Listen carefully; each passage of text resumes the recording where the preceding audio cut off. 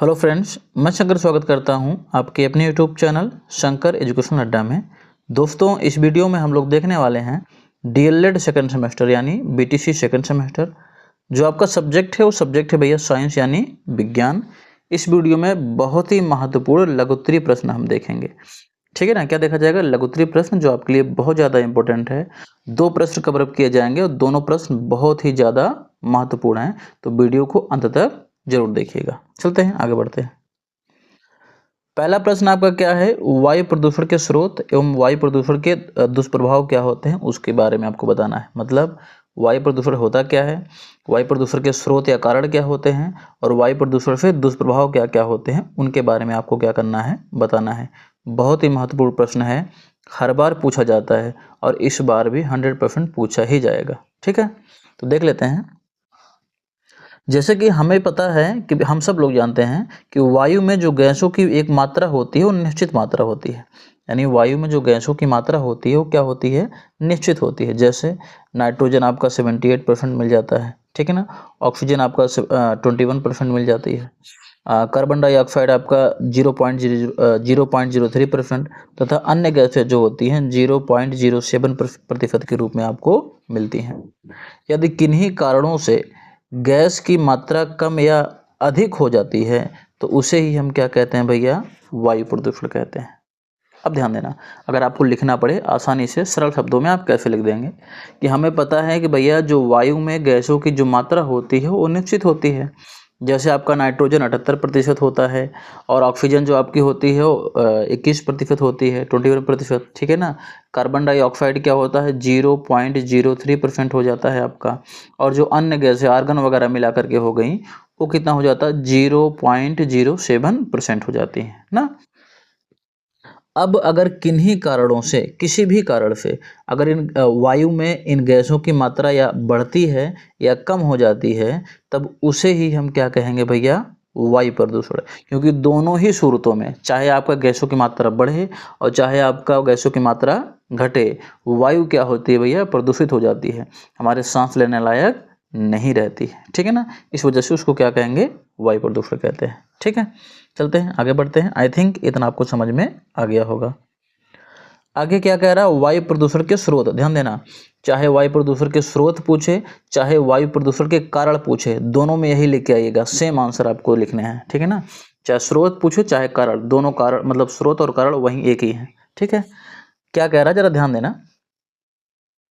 यदि अब अधिकांश वायु प्रदूषण मानव की गतिविधियों से होता है, तथापि थोड़ा बहुत वायु प्रदूषण प्राकृतिक कारणों से भी होता है। यानी भैया हम लोग जानते हैं कि अधिकांश जो वायु प्रदूषण होता है मानवीय कारणों से होता है, मानव की गतिविधियों से होता है। लेकिन थोड़ा बहुत प्रदूषण जो है वो प्राकृतिक कारणों से भी होता है। तो इस प्रकार जो प्रदूषण के स्रोत हो सकते हैं या प्रदूषण के कारण हो सकते हैं, वो कितने हो सकते हैं? 2 स्रोत या 2 कारण हो सकते हैं। पहला कौन सा? प्रदूषण के प्राकृतिक स्रोत। ठीक है ना, वायु प्रदूषण के प्राकृतिक स्रोत। और दूसरा क्या है? वायु प्रदूषण के मानवीय स्रोत। अब वायु प्रदूषण का प्राकृतिक स्रोत क्या होता है और मानवीय स्रोत क्या क्या होते हैं उनके बारे में हम लोग जान लेते हैं। ठीक है, तो देख लेते हैं प्राकृतिक स्रोत क्या होता है। प्राकृतिक स्रोत में जैसे आपका ज्वालामुखी विस्फोट जो होता है, वहां से जो धुआं वगैरह निकलता है ना, उससे भी आपका वायु प्रदूषण होता है। वनाग्नि, वन में जो आग वगैरह लग जाती है काफी दिनों तक चलता रहता है। ठीक है ना। कोहरा हो गया, प्रागकण हो गया, उल्कापात हो गया। ठीक है ना। इन सबसे जो होता है भैया आपको वायु प्रदूषण देखने को मिलता है। ठीक है ना, यही सबसे वायु प्रदूषण होता है, सब स्रोत हैं उसके। मानवीय स्रोत में देख लेते हैं क्या क्या होता है। वनोन्मूलन। वनोन्मूलन मतलब है वनों को जब काट दिया जाता है, ठीक है ना, उससे भी वायु प्रदूषण होता है। आगे कारखाने, कल कारखानों से जो धुआं निकलता है उससे भी क्या होता है? वायु प्रदूषण होता है। परिवहन से जो धुआं निकलता है उससे भी आपका वायु प्रदूषण होता है। ताप विद्युत गृह से भी जो मतलब वायु प्रदूषण होता है। कृषि कार्यों से भी थोड़े बहुत वायु प्रदूषण होते हैं। खनन कार्य से, रासायनिक पदार्थों से, ठीक है ना, अग्नि शस्त्रों का प्रयोग करने से, आतिशबाजी, आतिशबाजी मतलब जो शादी विवाह में लोग पटाखे फोड़ते हैं, ठीक है ना, इन सबसे जो होता है भैया वायु प्रदूषण आपको देखने को मिलता है। ये सब क्या है? वायु प्रदूषण के मानवीय स्रोत है। आई थिंक इतना आपको क्लियर हो गया होगा। अब हम दुष्प्रभाव देख लेते हैं। ठीक है ना, वायु प्रदूषण के दुष्प्रभाव क्या होते हैं उसके बारे में जान लेते हैं। तो देखिए लिखा गया है, कार्बन मोनोऑक्साइड गैस का प्रभाव मस्तिष्क पर पड़ता है। यानी भैया जो कार्बन मोनोऑक्साइड गैस है इसका प्रभाव हमारे मस्तिष्क पर पड़ता है। इससे मनुष्य में क्षय रोग, कैंसर, दमा आदि बीमारियां जो होती हैं हो जाती हैं। ठीक है ना।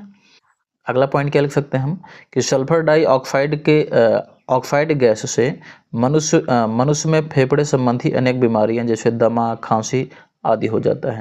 यानी भैया अगर वायु में जो है सल्फर डाइऑक्साइड की मात्रा बढ़ती है तो इससे क्या होता है, फेफड़े संबंधित रोग होते हैं। जैसे कौन कौन से, दमा हो गया, खांसी हो गई ना, ऐसा सब हो जाता है लोगों को। आगे क्या कह रहा है, कार्बन तथा धुएं से क्या होता है, कैंसर तथा क्षय रोग भी हो जाता है। ठीक है ना। आगे क्या कह रहा है, ओजोन के प्रभाव से जो होता है त्वचा कैंसर, आंखों के रोग ना, सीने में जलन, खांसी आदि रोग जो हैं हो जाते हैं। ये सब जो हैं दुष्प्रभाव हैं किसके, वायु प्रदूषण के। ठीक है ना। आई थिंक इतना आपको क्लियर हो गया होगा। चलते हैं अपने अगले प्रश्न की तरफ देखते हैं जो कि काफी महत्वपूर्ण प्रश्न है। ठीक है। इस प्रश्न क्या कह रहा है आपका, सेकंड वाला प्रश्न कि भैया भौतिक एवं रासायनिक परिवर्तन को समझाइए। इसमें आपको ये समझना है कि भौतिक परिवर्तन क्या होता है और रासायनिक परिवर्तन क्या होता है। ठीक है। तो आगे बढ़ने से पहले मैं आपसे गुजारिश करता हूँ, यदि आप चैनल पर नए हैं तो चैनल को सब्सक्राइब कर लें और वीडियो को लाइक करना ना भूलें और इस वीडियो को ज़्यादा से ज़्यादा शेयर करें, क्योंकि पढ़ेगा इंडिया तभी तो बढ़ेगा इंडिया। और कमेंट करके ज़रूर बताइएगा कि आप वीडियो कहाँ से देख रहे हैं। ठीक है ना। चलते हैं अगला पॉइंट देख लेते हैं आपका। पहले हम बात कर लेते हैं भैया भौतिक परिवर्तन क्या होता है। अब ध्यान देना, इस तरीके से आपको बताया जाएगा कि आप एग्जाम में अगर ना भी याद है तो आसानी से आप बना करके लिखा सकते हैं। ठीक है ना। और पूरा का पूरा नंबर आपको मिलेगा, मेरी गारंटी है। देख लो भौतिक परिवर्तन। तो भौतिक परिवर्तन में अगर आपको बनाना हो तो बस थोड़ा सा याद रखिएगा कि ऐसा परिवर्तन जिनमें पदार्थों के भौतिक अवस्था में परिवर्तन होता है। ध्यान देना, ऐसा परिवर्तन जिसमें पदार्थों की भौतिक अवस्था में परिवर्तन होता है उसे हम क्या कहते हैं, भौतिक परिवर्तन कहते हैं। इस परिवर्तन में कोई भी नया पदार्थ नहीं बनता है। ध्यान देना, इस परिवर्तन में कोई भी नया पदार्थ नहीं बनता है और यह एक अस्थायी परिवर्तन है।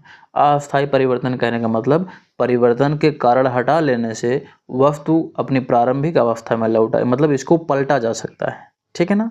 जब आप परिवर्तन का कारण हटा लेंगे तो वस्तु जो होगी अपने प्रारंभिक अवस्था में लौट आएगी। देख लो लिखा गया है भौतिक परिवर्तन यानी ऐसा परिवर्तन जिनमें पदार्थ की आकृति एवं भौतिक अवस्था में परिवर्तन होता है। ठीक है ना। परंतु कोई नया पदार्थ नहीं बनता है, वो भौतिक परिवर्तन कहलाता है। अब तो आसानी से आप लोग बना के लिख ही सकते हैं, कोई दिक्कत नहीं है। मतलब ऐसा परिवर्तन जिनमें पदार्थों की भौतिक अवस्था में परिवर्तन होता है लेकिन कोई नया पदार्थ आपका नहीं बनता है, उसे क्या कहते हैं हम, भौतिक परिवर्तन कहते हैं। ठीक है ना। अगला उदाहरण देख लेते हैं, जैसे लोहे में चुंबकत्व का उत्पन्न होना। ठीक है ना। पानी का बर्फ में बदलना या फिर वाष्प में बदलना। ठीक है। नमक या चीनी का पानी में घुलना। ठीक है। पदार्थ का चूर्ण बनना। हाँ। लोहे की छड़ को गर्म करना, मोम का पिघलना। ठीक है ना। जो सलाद काटते हो या फलों को काटना, ये सब क्या है आपके भैया, भौतिक परिवर्तन के अंतर्गत आ जाते हैं। ठीक है ना। इतना याद रखिएगा। भौतिक परिवर्तन की खास बात यह है कि यह एक अस्थायी परिवर्तन होता है। मतलब इसमें जो परिवर्तन का कारण है, अगर परिवर्तन का कारण हटा लेते हैं तो वस्तु अपनी प्रारंभिक अवस्था में लौट आती है। ठीक है ना। जैसे देखो, मतलब इसको उल्टा जा सकता है। जैसे देख लेते हैं, पानी से बर्फ भी बन सकता है और बर्फ से पानी भी बन सकता है। ठीक है ना। वाष्प से हम मतलब पानी को वाष्प में बदल सकते हैं और वाष्प को हम पानी में बदल सकते हैं। ये सारी चीज़ें हो सकती हैं। ठीक है। चलिए, आई थिंक इतना आपको क्लियर हो गया होगा। अगला पॉइंट देख लेते हैं। अगला पॉइंट आपका भैया रासायनिक परिवर्तन। अब इसको कैसे लिखेंगे, किस तरीके से बनाया जाएगा, तो ध्यान देना, जहाँ भौतिक परिवर्तन में कहाँ परिवर्तन होता था, भौतिक अवस्था में, तो रासायनिक परिवर्तन में किस में परिवर्तन होगा, रासायनिक अवस्था में। ठीक है ना। तो लिखा गया है कि ऐसा परिवर्तन जिनमें पदार्थों के रासायनिक संरचना तथा रासायनिक गुणों में परिवर्तन होता है। याद रखिएगा। ठीक है ना। क्या क्या कह रहा है कि ऐसा परिवर्तन जिनमें पदार्थों के रासायनिक संरचना या रासायनिक गुणों में या रासायनिक अवस्था में परिवर्तन होता है ना, और परिवर्तन के बाद एक नया पदार्थ बन जाता है, उसे ही हम क्या कहते हैं भैया, रासायनिक परिवर्तन कहते हैं, याद रखिएगा, ठीक है ना। जिससे क्या, मतलब जिसके गुण जो है मूल पदार्थ से भिन्न होते हैं। जो नया पदार्थ बनेगा ना, और मतलब पिछले वाले जैसे बन के आया है उससे पूरी तरीके से क्या होगा, अलग होगा। उसे ही हम क्या कहते हैं, रासायनिक परिवर्तन कहते हैं, ठीक है ना।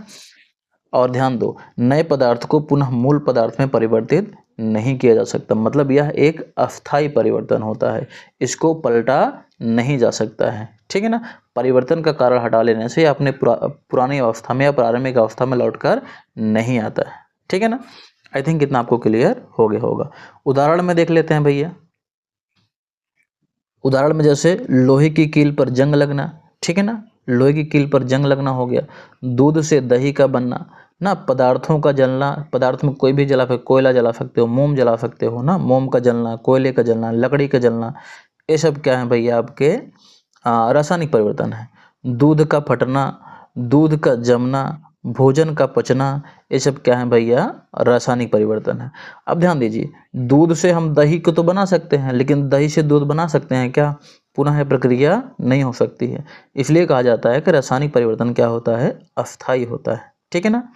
और इसमें जो मतलब जो नया पदार्थ बनता है उसका पूरा का पूरा गुण अलग होता है। अब देख लो, दूध का गुण दूसरा होता है और दही का गुण पूरी तरीके से अलग हो जाता है, ठीक है ना। आई थिंक इतना आपको क्लियर हो गया होगा। अगर इतना क्लियर हो गया है तो मैं फिर से कह रहा हूँ कि यदि आप हमारे चैनल पर नए हैं तो चैनल को सब्सक्राइब जरूर करें। सब्सक्राइब इसलिए करें, जो भी वीडियो पड़े सबसे पहले आपको मिल सके, ठीक है ना। और लोगों तक इस वीडियो को ज़्यादा से ज़्यादा शेयर करें, क्योंकि पढ़ेगा इंडिया तभी तो बढ़ेगा इंडिया। मिलते हैं आपसे अगले वीडियो में।